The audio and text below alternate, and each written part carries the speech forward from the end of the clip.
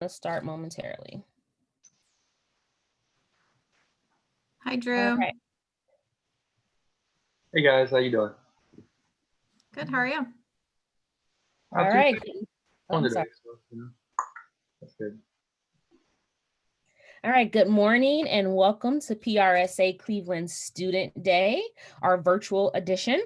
My name is Kendra Davis and I am the chair of Student Day, and I'm also the assistant director of marketing and communications at Hathaway Brown School. And I'd like to introduce and publicly thank my Student Day planning partner, PR Professor Beth Thomas from Cleveland State.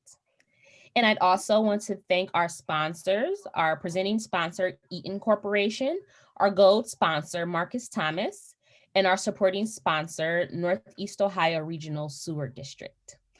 So today's panel is titled My First Job. And our panelists, I'm going to introduce you, and if you can just wave, that would be great. First, we have Joy Smith, and she's the Talent and Inclusion Manager at Marcus Thomas. We have Patrick, how do you pronounce your last name, Patrick? Gibney. Patrick Gibney. Yeah. He's the Employment, Branding, and Talent Program Specialist at Northeast Ohio Regional Sewer District. And then last, we have Catherine Cassidy, and she's the Campus Manager for University Relations at Eaton. So as we get through our discussion today, please use the chat feature to ask any questions. We'll do that we'll answer your questions throughout the panel. And to get started, my first question for each panelist is, how did you land? First of all, tell us about your first job and if you did anything strategic to land it. And let's start with Joy. Okay, so my first job out of school was actually at Marcus Thomas. I actually interned there during my last semester at Cleveland State in their promotional communication program. And I can't necessarily say that I did anything strategic, but I definitely stalked everyone at Marcus Thomas for about a year before I got that internship. The biggest thing for me when I was in school was wanting to really hone into what facet of public relations I was most interested in. I think when you're taking classes, everything is so broad. And when you actually start to look into what the industry is, it starts to get very, very granular. So all of my internship experiences were completely different. My first internship, I was at a PR firm, very traditional. My second one, I was client side doing media at DSW. And then I definitely, in my last internship before I graduated, knew that I wanted to try something in more of the integrated marketing communications realm. And that's exactly what Marcus Thomas does. So I had applied for an internship there for the spring and didn't get it because I had to be available for more hours than I could because I was still a full-time student. And the biggest piece of advice that I got from a handful of the different women that mentored me throughout college was to continue to reach out. Like once you make contacts, don't just let them go away. So the women that I interviewed with at Marcus Thomas in January of that year, I just continued to send them updates of what I was doing. When I landed my internship at DSW, I let them know that I would be in Columbus for the summer. While I was in Columbus, I let them know when my last day was there and when I could start at Marcus Thomas if they were to extend me an internship. And they did. And for whatever reason, while I was still finishing school, I was working 40 hours a week. I was still taking 12 credit hours. They somehow liked me enough that they asked me to stay. So I ended up being able to start my journey there and continue it over the last 3.5 years. So I can't say that it was necessarily strategic, but it was definitely something that I had my eyes on. And the biggest thing for me wasn't just what kind of work can I do here, but what kind of environment am I going to be in? And I knew as soon as I walked into their office for that first interview months before that it was a place where I would be able to grow and learn, but most importantly, a place where I could be my true self. And that was what was most important to me. So that was my first job out of school. And since then, my journey there has been all over the place, but it's landed me in a lot of really great opportunities to really figure out how I can continue to take what I learned in school, what I've learned over the last 3.5 years, and continue to chart out a path that's uniquely my own. Joy, what school did you go to? I graduated from Cleveland State in December of 2017. Awesome. And let's go to Catherine. So this a little backstory. I did not do anything in college. And now that I'm a recruiter and I've been in recruiting for as long as I have, I know that was terrible. And I really wish I would have done more. And I try to coach students on this over and over again, like, please, God, don't do what I did, please. So, but my backstory is actually I was in retail. So I was working at Old Navy and Gap while I was going through college. When I graduated, there was nothing in the market. It was terrible. I was actually a communication studies major. And so I needed a job, and they wanted me to become a manager for them in Raleigh, which was just a couple hours away. So I went there, managed a store. I became the HR manager for them. Had no idea that that would include hiring and recruiting and interviewing and all that good stuff. And when I started doing it, my manager actually gave me feedback that I was really good at that. And she was like, I don't know if you've ever thought about that before. And I was like, I had no idea that was even a career path. And she said, yeah, it's recruiting. And so I started targeting my resume for it, started doing more research on it. And so that's how that happened. So it was more of, my manager. So don't get discouraged if you don't get that dream job right out of school. It can lead you to your career path. So, look at everything as an opportunity, and what can you learn from it? What network are you gaining from it? So as long as you have that outlook, it can take you where you need to be. So actually I ended up targeting my resume. I got started in recruiting, learned it from the ground up, decided I wanted to be corporate recruiting. That's when I looked for Eaton, because I was part where the economy was really bad before, and they laid everyone off at my employer because they were only in one market.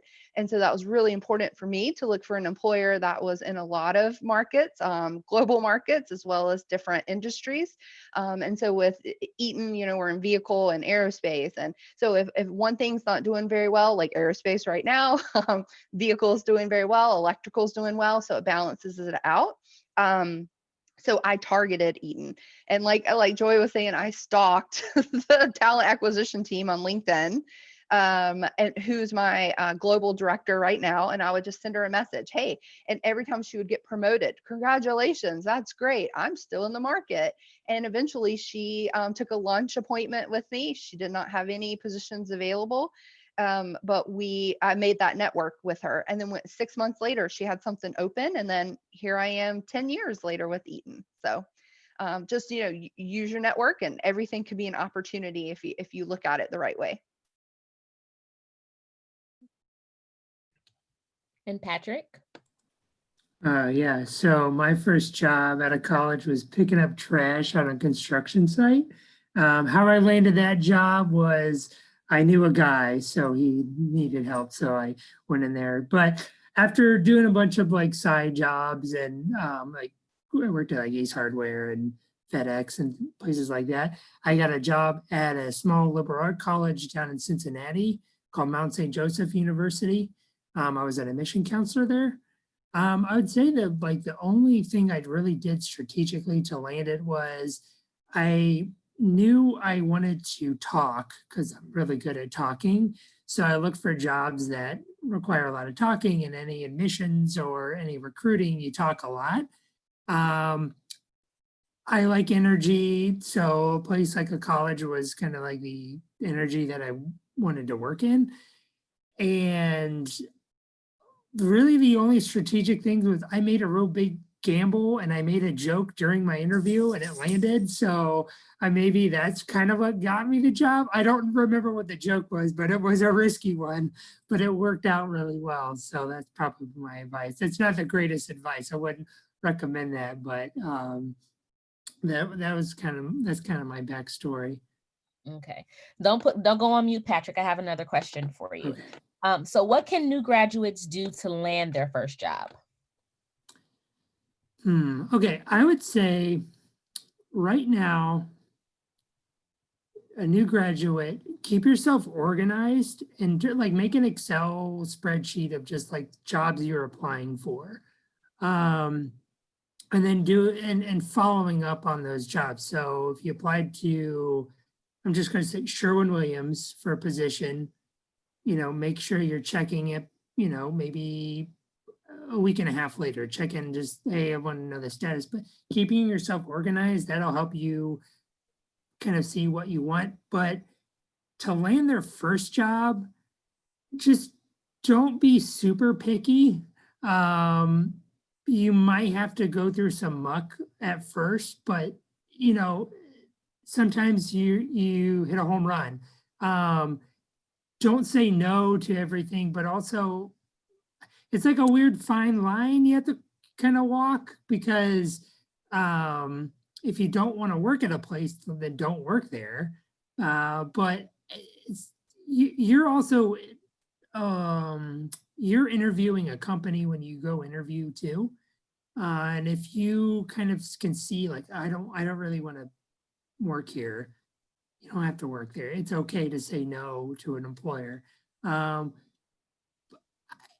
kind of apply and just kind of expand your horizons. If you can move out of your location that you are now, look elsewhere too. Like, you're probably really young and you don't have a lot of responsibilities, I would take advantage of that. So, but if you don't, it's okay.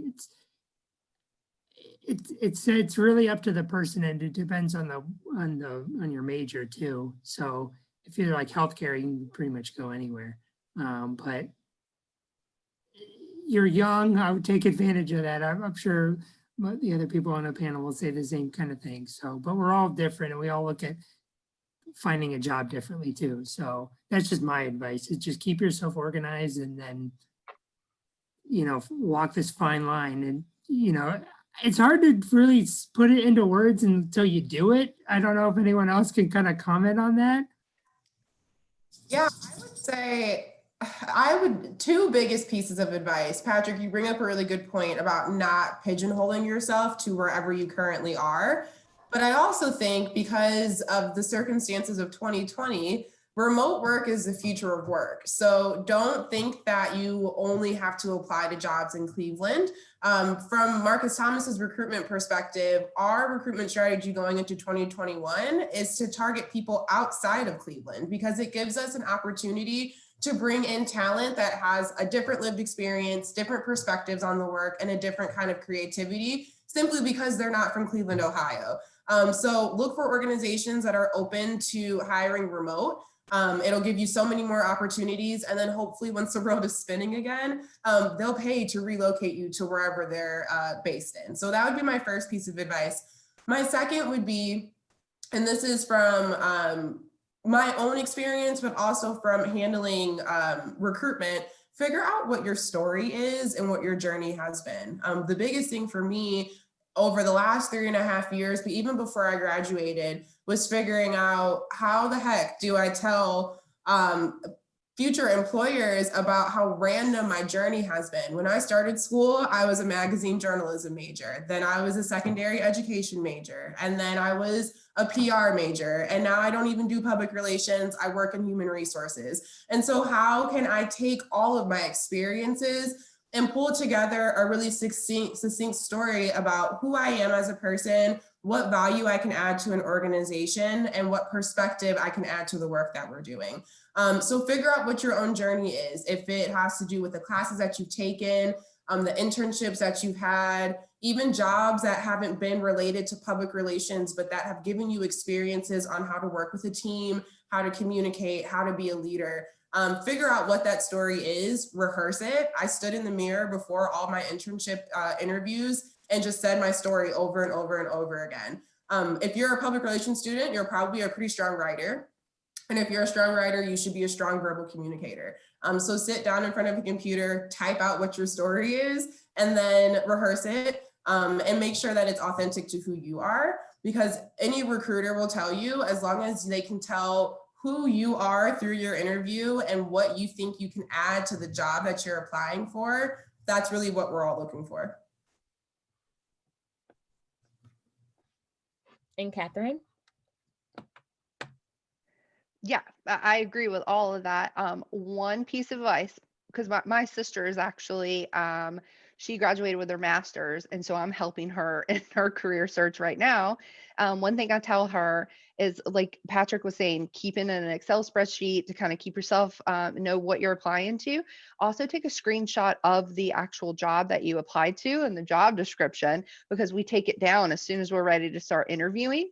And then that when we call you, we say, hey, you applied, we're ready for you to interview for blah, blah, blah. And you're like, oh, what? Let me look at the job. Oh my gosh, you took it down. So that is really important. I keep a file, of any of them I had ever applied for, just to keep up with them, so that you can go back and reference them and know what your qualifications are and stuff like that. So that's one good thing to keep. And Catherine, we'll go back to you. We'll do Catherine, Joy, and then Patrick on this one. How has the interview process at your organizations changed since COVID? It has flipped upside down, because we were always relied heavily on in-person interviewing. So we would, so on our side, we go on campus and we would do our first round interviews on campus. We would second round, we would bring students into Eaton Center, and we would do second rounds there, or wherever, our main hiring would be at that time. So now everything is virtual. It's been really difficult because not only that, but for the students too, to kind of get a feel. I think that's the hardest part, is getting a feel for a cultural fit and an environmental fit over Zoom. It's very, very hard unless you're connecting really well with the interviewer that you've been partnered with, and they can provide you more of that personal experience. So I think that's been one of the biggest challenges, and the things that have changed, is that, everything's virtual now. And we would meet people in person. That's been the biggest thing. So, just make sure you know what you're looking for in an environment and what you're looking for a fit for a company. I think that's really important, and come with those questions, those things that you could not get by doing an in-person interview. I think those are the really important questions you need to be asking. I think for Marcus Thomas, one of the biggest things that have changed is, again, the fact that people from all over the country are open to working for organizations that are outside of their own geographic location, just based off of the fact that everyone is working from home. So our candidate pools have practically doubled in the scope of how many people are applying for our jobs, which makes it that much more competitive. So from an interviewing perspective, just knowing, this job had 300 applicants and we're only choosing 15 people to interview. Once you get to that interview stage, it's almost that much more important to make sure that your personality, your skill set, your value add can shine through. And to Catherine's point, that's difficult when you're doing it through a camera. So make sure, again, that you know what your journey is, come prepared with questions. Not just about what the role is, but as Catherine mentioned, the work environment, what success is measured like at that organization, and genuinely, like, how are they handling COVID? Because a lot of organizations are handling it completely different. And I think that as we continue to work through this crisis and this pandemic, and we look back, the organizations that took care of their employees and took care of their workforce and made sure that people were getting what they needed to be able to sustain working from home for as long as we have, are the ones that are going to continue to be successful from an employee engagement perspective. So ask those questions, and not just from an employee engagement perspective, but also from a retention perspective. Like, have they had to make any cuts? And if they did, how did they handle those situations as well? So the entire job landscape is completely different now than it was 9 months ago, and interviewing and hiring go along with it. So make sure that you come prepared with those questions. And be prepared to potentially have to wait a little bit before you get an interview, because again, like, our job pools have gone from getting maybe 60 to 70 applicants for a role all the way up to 250 or 300, simply because people from California don't care that we're based in Cleveland as long as they're still able to work in California. So that would be my biggest piece of advice. Yeah, we're everything's just virtual. We've had a hiring freeze at the beginning just because we didn't know what was really going to happen. Slowly now we're opening up a little bit, but yeah, the kind of it factor is lost over a camera. So I would say it's a little harder to land a position when you do it virtually, but you know, it's just it kind of goes with the territory of just what's going on right now. But everything's virtual now.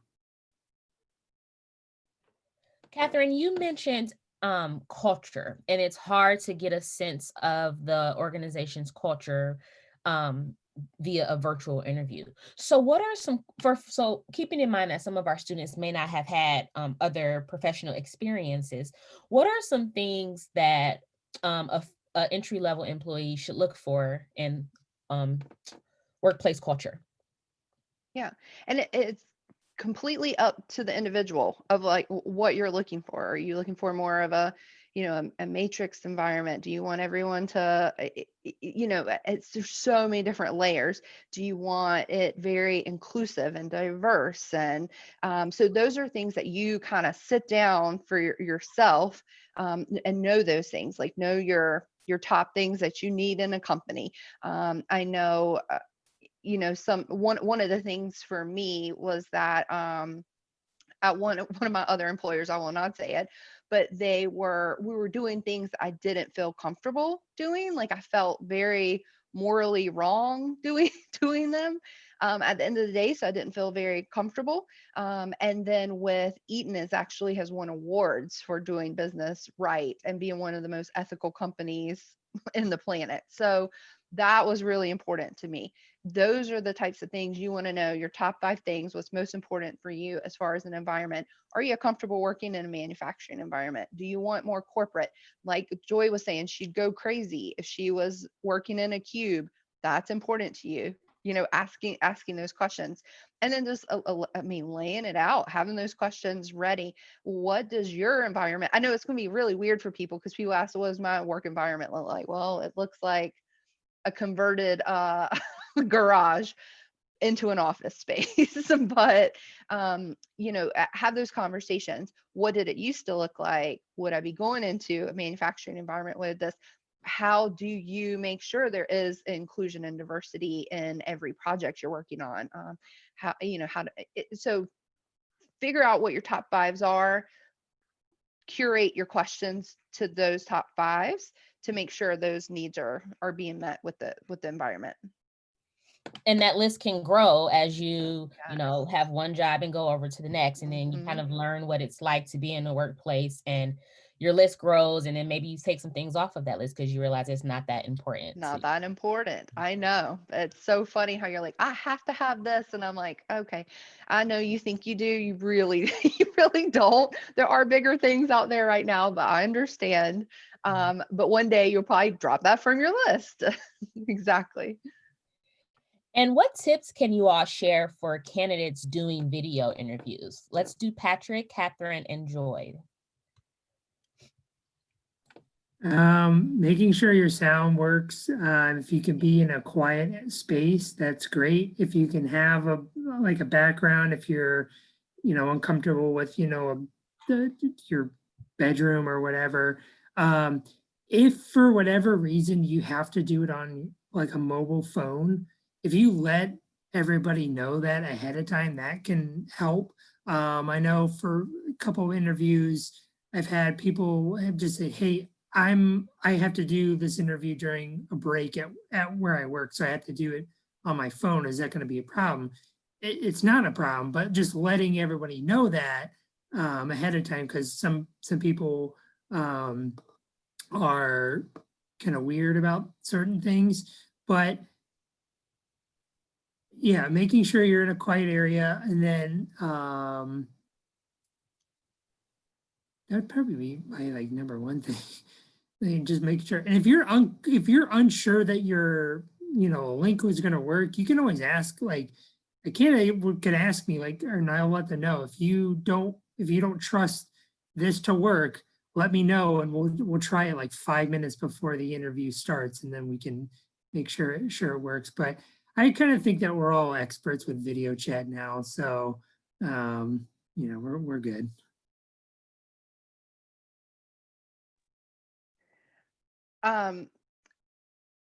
Same based on what Patrick was just saying about some people are weird. Keep that in mind. I've been researching unconscious bias and the environment that we're in, that is even a bigger issue. Someone might not like the color of my wall. It's pink. They might not like that. Oh my gosh, political. Who knows? Someone had Trump or Biden behind them or flag. Just keeping everything as neutral as possible, as your background as you can. Just trying to stay away from those unconscious bias if you can. I know it's really difficult, and we're trying to do as much as people can to research and learn not to fall into those traps. And but whatever you can do on your end to just keep a clean background, like he said, tell them if you're going to be on your cell phone when you're dialing in, because people are just weird sometimes about what they like and what they don't like and what they want to see and what they want to hear. And so whatever you can do to kind of keep the other pieces aligned, do that. Those are really good points. I think the only thing I would add is trying to stay as engaged as possible. Even during this session, I keep finding myself going like this and then stopping myself from doing it, because it can be distracting for some people, or it can come across as, oh, she doesn't care about what I'm talking about right now at all. So trying to stay as engaged as possible. And this feels awkward sometimes, but there's a little light on your webcam that if you look directly at that, you're looking directly at the people that you're talking to. That's been the most difficult thing for me throughout working remotely, is not looking at just my little screen while I'm talking. It's the most distracting thing, but I'm constantly like, does my hair look okay? Are my earrings distracting? Like, what's going on? But if you look directly at your webcam, it in the most artificial way possible, feels the most authentic to how it would be if we were actually face to face. So just trying to stay as engaged as possible and genuinely like still being yourself. I know that we're all still getting acclimated to the fact that we are talking to other human beings through a machine, but still trying to make sure that who you are is still shining through. I'm a big hand talker, so still use your hands. If you talk with your hands in person, use your hands when you're on screen. Exactly, Drew. And trying again to make sure that your body language is still positive, it's still engaged, and it's still focused.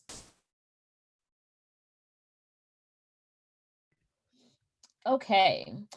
So since we are all working from home these days, Catherine, do you have any tips for a newbie acclimating to their job when they're required to work from home?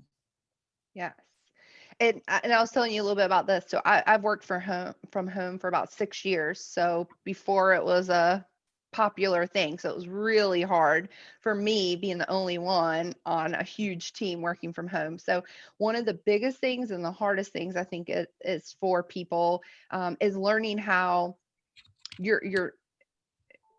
how groups work together and who's responsible for what and how they partner together and how to build your network and who you can reach out to. I think is the hardest, because usually you're physically in the space. So, oh, hey, Joy sits beside Patrick because they're on the same team, and you see them talking together a lot and in meetings together. So they work very closely.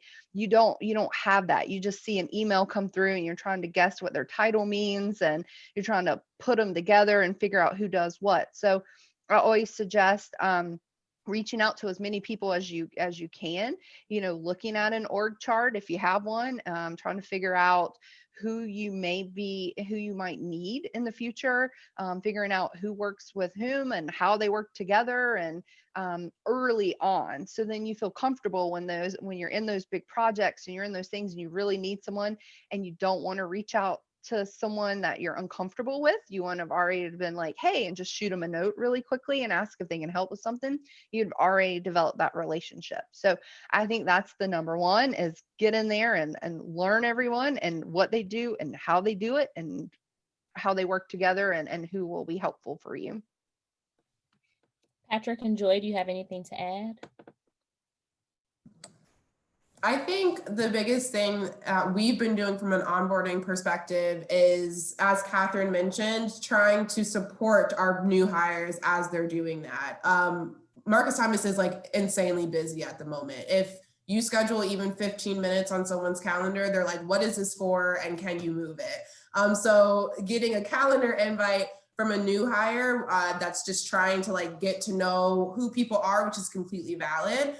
Culture and coaching, which is what we call human resources, is trying to mitigate that and help our new hires through that process. So asking them questions like, what do you do outside of work? What sorts of affinity groups are you interested in participating in at Marcus Thomas? What other departments that are you interested in? And then we've actually been going in and selecting people from across the agency for these icebreaker sessions so that our new hires really can get acclimated. Catherine, you made a good point earlier.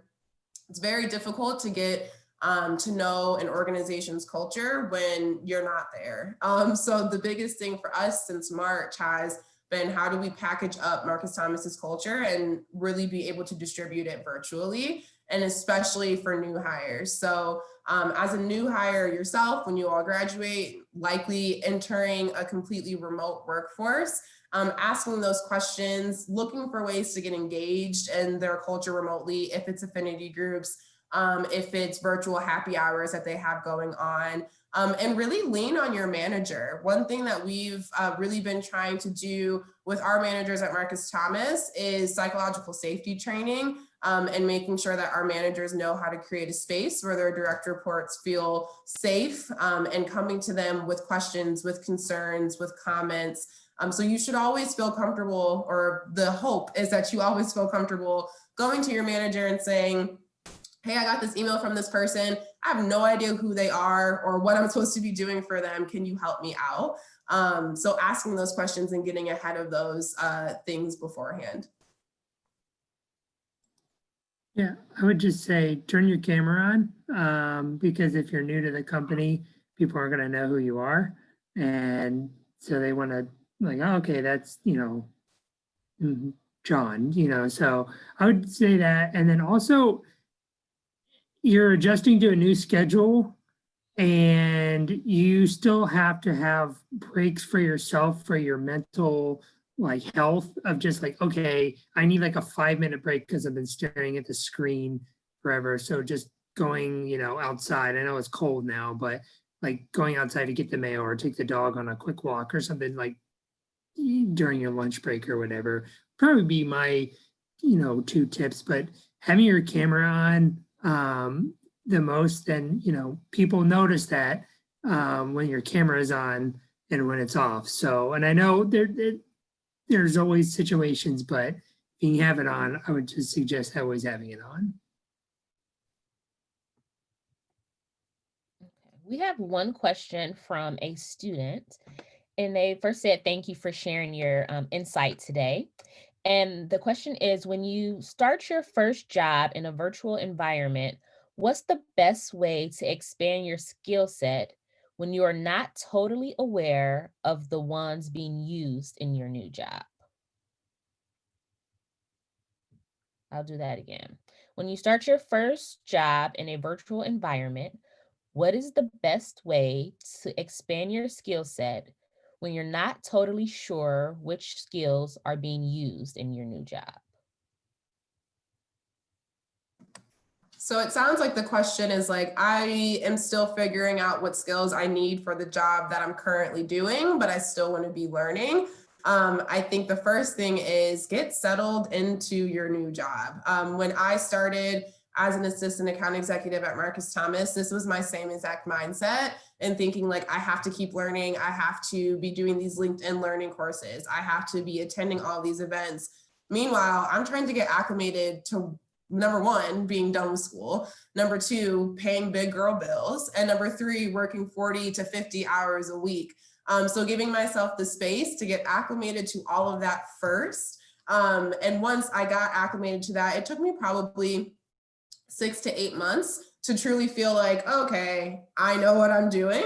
Then developing a plan with my manager and working with her to figure out, okay, these are the top 5 competencies for me to be a great and A+ assistant account executive. Now, these are the next 5 competencies that I'll need to get to the next level. And these are maybe 2 or 3 extracurriculars that I would be interested in learning about, whether that's strategy or media, whatever it is. And then being able to find those external resources or internal stakeholders at your organization that can help you do that. So I guess it's really just figure out what the heck you're doing in your job. Like, figure that out first, make sure that you feel comfortable and confident in that. And the rest of those skills and the rest of that know-how will come after that. But you should, this is amazing that you're like, I want to keep learning, because we should all be lifelong learners. But give yourself the space to figure out what you need to do first, and then work really closely with yourself, figure out what you're interested in and where you want to take your career in the next 2 to 3 to 5 years, and what you'll need to do to get to that point.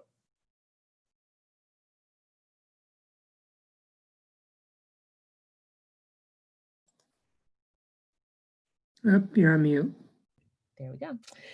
We have another question from a student. Why are professional organizations so important to you? And do you have any advice on how students can make the most of them? And if you are in any professional organizations, let us know which ones you're a part of.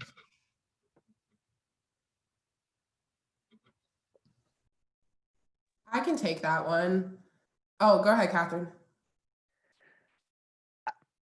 I was just gonna say they're really important. I'm not in any PR related ones, but for me on the university side, like NACE is one, CEIA, so for internships and co-ops.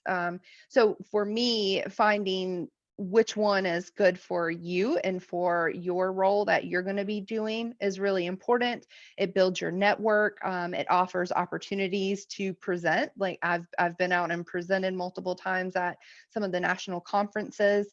So that just helps you, again, be a lifetime learner. You can sit in on the conferences as well.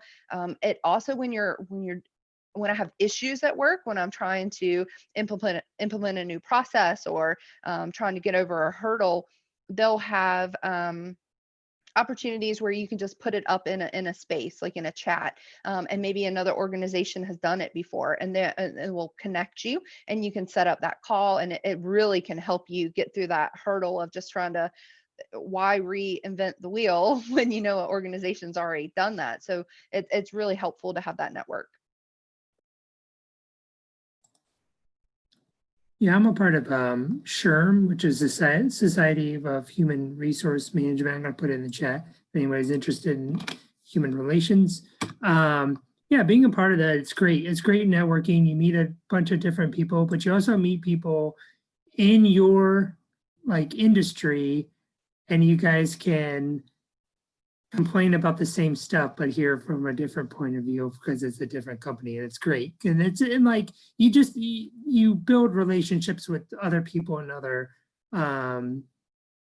companies, and you don't know how that that relationship might help someone else find a job, or it might help you in your career later on. You don't really know. That's the best part about networking is you're helping other people. And it might be just something small, like you might meet somebody and you're talking about buying a house, and it's like, oh, hey, my neighbor's a realtor and works in the area where you're wanting to, you never know where you're going to meet those types of people. I was a part of PRSA when I was in school, so be a part of that organization too. For me, I think the organizations that I found most valuable are the ones that speak to me as a woman of color in a predominantly white and male industry. and being able to connect with other women of color that are figuring out how the heck to navigate the advertising world. Not just from I'm a strategist or I'm a creative perspective, but I'm a Latina in New York City trying to figure out how to work at Ogilvy, or I'm an Asian American woman at this agency and my supervisor is this and I'm having these issues. So being able to connect with other people that are experiencing the same you are through a very specific perspective has been really helpful. So I'm a part of Tony's, which is a group for Black women in marketing and advertising. I'm a part of She Runs It, which is for women in advertising. And then the 4A's is our trade organization. Students can be a part of that as well. They offer a lot of really great online learning opportunities, as well as the IAB. I don't want to get ahead of us, but Drew, I saw that you put a question in the chat about online certifications for digital marketing. The IAB is the International Advertising Bureau, and they have tons and tons and tons of free resources to be able to learn more about programmatic media, media planning and buying, et cetera. And then LinkedIn Learning, I know that that's a professional organization, but they have free courses for like literally everything, like from unconscious bias to time management, project management, et cetera. So take advantage of those things. And a lot of those organizations have student chapters and they have discounts for students. So if there is like a cost for membership, a lot of the time it's discounted, or they'll give you free access to events, resources, et cetera. So definitely take advantage of being a student at this time and all of the perks that come with it. And I'll chime in here too. I am a member of PRSA and I have been for about 6 years now.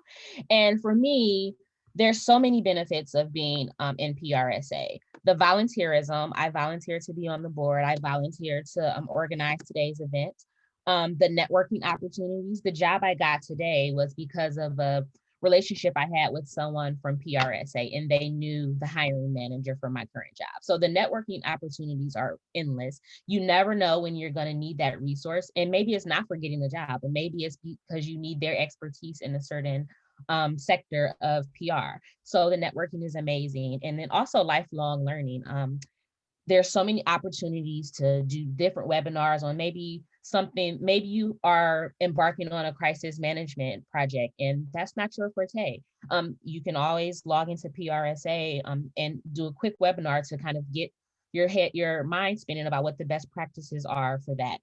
And then also too, feeling connected to the industry outside of my workplace bubble. I feel like PRSA, and I'm sure other professional organizations do that same, have that same benefit too. And as Joy was saying, PRSA does offer a discounted membership for new graduates. I think it's about $60, which is a drop in the bucket compared to what you would pay once you're about 5 years into the industry. So if you have the resources to do so, I highly encourage you all to join PRSA upon graduation. Cool. So we have another question in the chat. Oh, you answered that, Joy. Patrick and Catherine. Drew asked, what are the best online certifications for someone transitioning to a career in digital marketing? Do you have any insight on that? LinkedIn Learning. Yeah, I awesome. think Patrick, covered it.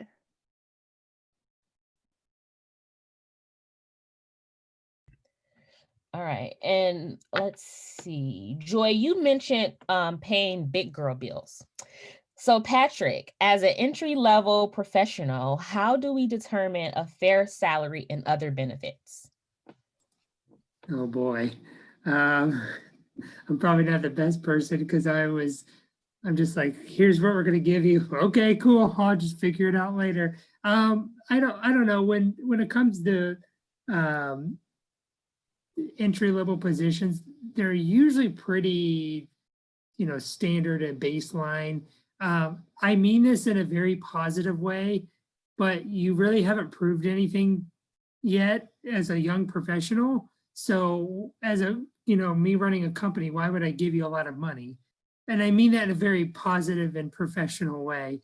But I think what you need to think about is long-term. How can I get to the area of money and benefits that I want long-term? So think about, all right, in 5 years, I should be making, probably like I don't know, half of more of what I'm making now.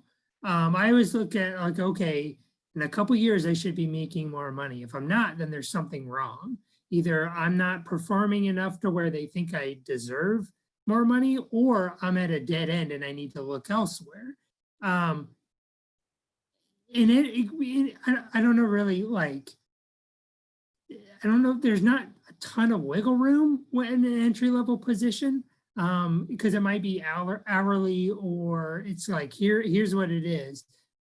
I would think about your benefits are actually more important than probably your salary. If you're getting health benefits, and there's like other things, like if you work downtown, do they give you free parking? That's going to save you a couple $100 a month. And over a course of a year, that's a lot of money. Insurance, is there any benefit of, hey, if you work here for a year and you want to go get your master's, we can cover that. Those are the kind of things I would look for a little bit more than actual money, because sometimes the benefits are actually more than, a salary. Because the way I look at it is, I'm always going to make more money the longer I work. That's just the way I look at salary. It could be, you could think that it's totally wrong. That's just the way I think about it. I agree with that. The thing that attracted me to Marcus Thomas, aside from a million other things, was the fact that we have great benefits, and not just those very hard, like medical, dental, vision, but things like unlimited PTO, the fact that even before COVID, I could work from home if I wanted to. If I had a dog, I could bring it to the office, like those types of things. But the other thing that I had to come to grips with was unlimited PTO doesn't pay my big girl bills. And so you have to be very, and it's a difficult line to toe, because as Patrick said, if you are graduating in a week and you're interviewing for a job and you've maybe had one internship, you're not going to be able to tell your recruiter, well, I'm looking for $55,000. Like, it's not going to happen. And a lot of these roles have salary bands. So we are willing to pay this much to this much for this role. And entry-level roles, it's usually we are willing to pay this much for this role. So it never hurts to at least ask, is this negotiable? And if it's not, okay, well then let me look at the benefits that they're offering. Let me look at the environment that I'm going to be in. And if you choose to accept, then the most important thing is talking about a development plan, and performance management. What do I need to do to get to the next step? And not on your first day. Like I said before, take the time to figure out what the heck you're doing in your current role before you start thinking about what your next step is. But once you start to feel comfortable and confident in that role, okay, now what do I need to do if I'm a kick-ass assistant account executive right now? What do I need to do to be a kick-ass account executive? And what is the next step in salary from that? I've been very, very blessed over the last 3.5 years at Marcus Thomas to have held intern, assistant account executive, specialist, and now manager roles. So the fact that I've had 4 roles in 3.5 years is ridiculous. And because of that, I've been able to jump up in my salary. But I was very proactive about taking those steps. So don't just settle for what you currently have. And as Patrick said, if you're not making more money after a certain time, you're probably at a dead end. And so start thinking about what your next step is going to be, whether it's within that organization, but maybe in a different department or externally. And just one thing, and they're right. Across the board, a well-known company is going to have a salary band, and they're going to hire you at this, but don't let other companies take advantage of you either. So definitely you can look at Glassdoor. That can kind of help you get level set and kind of figure out years of experience, what you're going to be doing in a role, and kind of give you a number. Don't let that be a hard, fast number, but just something to kind of help you in case you're going with a smaller company and you don't want to get taken advantage of for sure. Okay, so this is for all 3 of you. Let's start with Catherine, go to Patrick, and then Joy. Think back to when you were an entry-level professional. What do you wish you would have known?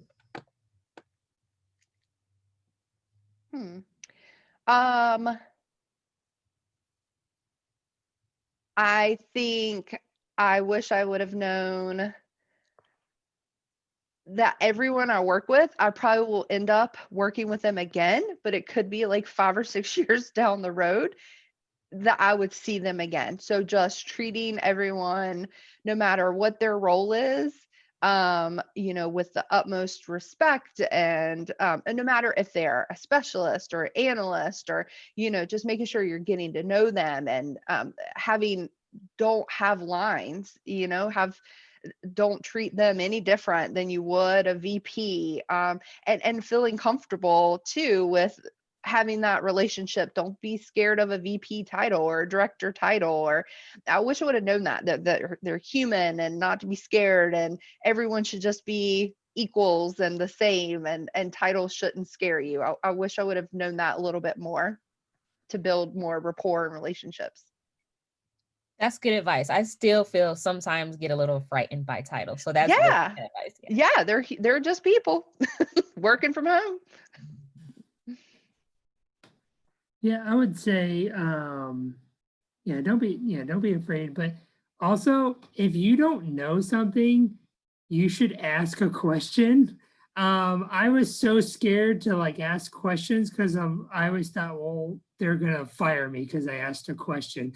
But I'm a brand new employee. I don't know everything, but also just as a young professional, I'm still transitioning from school mentality to working environment mentality. But just asking a question of like, hey, I don't know how to do this, or I don't know where I need to get started, or can I see an example of what this was in the past, so I have a general idea. And then that would probably be like the biggest thing that I wish I would have done earlier on, because then when you like a week into a project and you don't know if you're doing it right, it's kind of scary when you have to present it. But yeah, just ask questions. Your manager is there to manage and help and be a teacher and help you, because they want you to succeed. So they're there to help out. So just don't be afraid to ask questions, and don't be afraid of anybody. Just because maybe they have vice president or president on there, like they're probably a fan of something that you're a fan of, and you can talk to them. They're a person. They're no one's better than you anyway. So just I think I wish that I knew where I started didn't have to be where I finished.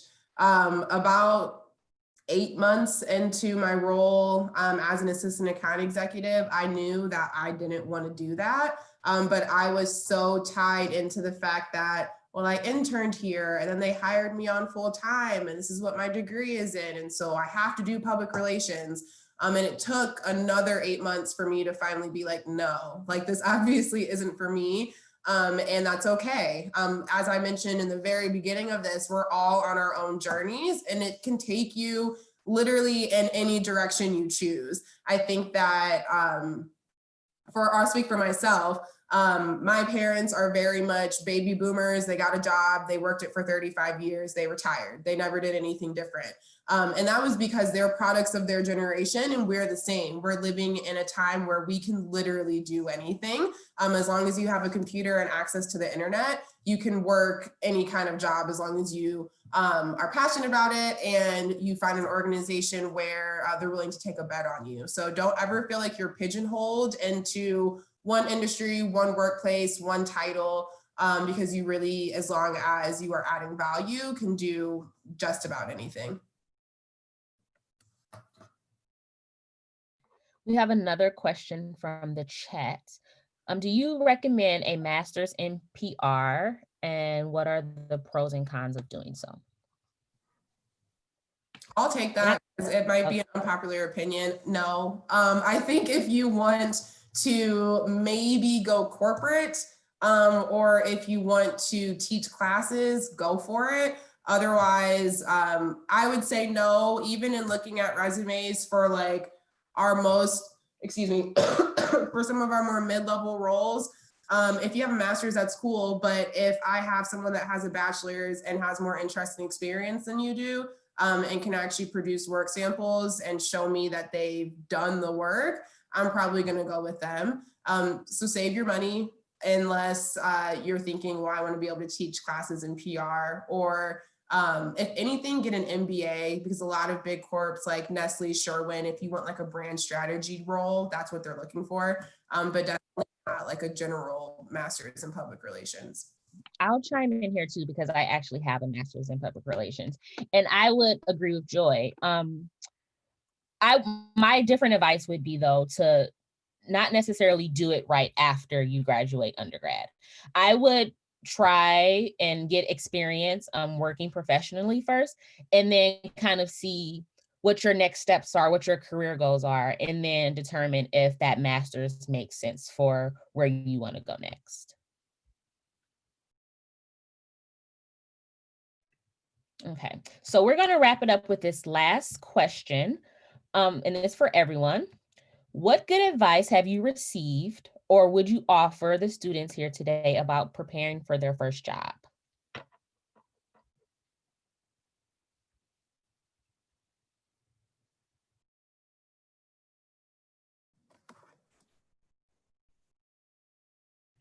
I'll just say have fun, because it's an adventure. So like you gotta jump into it. So just have fun with it. I'm 32, I think. You got yeah, like there is a big difference between being like 22 and 32. So have fun. This is an exciting time in your guys' life. So just who knows what's going to happen? Like 10 years ago, what we're doing right now, it wouldn't have happened. So who's to say what's going to happen in 10 more years when we're all holograms like in Star Wars? So that would be cool. I would say get comfortable with being uncomfortable, because there's going to be a lot of stuff that you don't know, a lot of situations that you've never been in before, a lot of people that you have never met before, and that's okay. Be comfortable with being uncomfortable, get comfortable with asking questions, with raising your hand, and really be prepared to like carve out a path that's uniquely your own. I think that that's what I love most about my journey, is that I'm doing a job right now that even 3 years ago at my organization did not exist. And that's because I was able, with the help of the people at Marcus Thomas that saw value in me and believed in me, create a path that made the most sense for where my passions were and where I could add the most value. So don't feel like where you're starting out has to look like where anyone else is starting out, because you're not them and they aren't you. And be okay with raising your hand, and speaking up in meetings is another really, really big thing that I wish I would have done more when I first started out. Is just being comfortable with raising my hand and saying, hey, I think this, or hey, what about this? And even if it's not the idea that we run with, at least I showed that I'm not afraid to speak, and that I can come prepared with questions, with opinions, etc. I agree with all those things. I think, like you're saying, being comfortable with being uncomfortable, agile. Agility is so big. Being able to just flex and roll with the punches, particularly this year. I think those are one of the biggest things we talk about with our interns now, that when we're doing our conversations to see who we're going to get offer tos and stuff like that. We're saying, well, who was able to roll with the punches this year, and who didn't have a hard time with it, and they were able to adjust and figure out a new way of doing their job and working in this virtual environment. And so I think that just speaks volumes if you're able to just go with the flow. Awesome. Thank you all for your insight and your expertise today. And thank you, students, for joining us. I'd like to again thank our sponsors, Eaton, Marcus Thomas, and the Northeast Ohio Regional Sewer District. And lastly, these details will be sent to the students via email, but we are going to do our traditional resume review. So you'll get your details via email, like I said, but we'll pair you with a professional, and then you submit your resume, we'll pair you with a professional, and then you and the professional can have dialogue about some areas of improvement for your resume and then some of your strengths too. So look forward to that. And I hope to see you all for tomorrow's panel titled Industry Insights. We have a professional from University Hospitals and then another from Amazon. So thank you all and have a great afternoon. Thank you.